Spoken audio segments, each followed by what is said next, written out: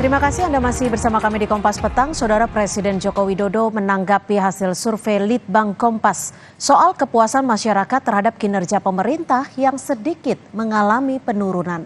Presiden Jokowi menyampaikan hasil survei dari Litbang Kompas tersebut sebagai bahan untuk perbaikan dan evaluasi kinerja pemerintahan.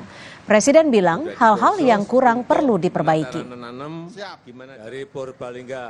Ya itu semuanya untuk evaluasi pemerintah, untuk evaluasi, untuk koreksi kalau ada hal yang kurang atau hal-hal yang perlu diperbaiki.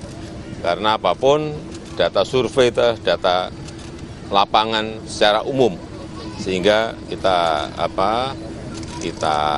pakai angka itu sebagai bahan evaluasi, sebagai bahan koreksi, sebagai bahan untuk perbaikan-perbaikan, untuk memperbaiki yang kurang-kurang karena juga banyak yang masih perlu diperbaiki.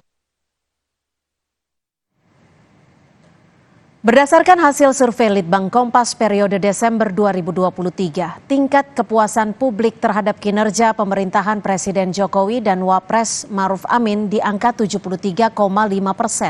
Angka ini sedikit turun dibanding Agustus 2023 di angka 74,3%. Sementara yang tidak puas saat ini di angka 26,5%.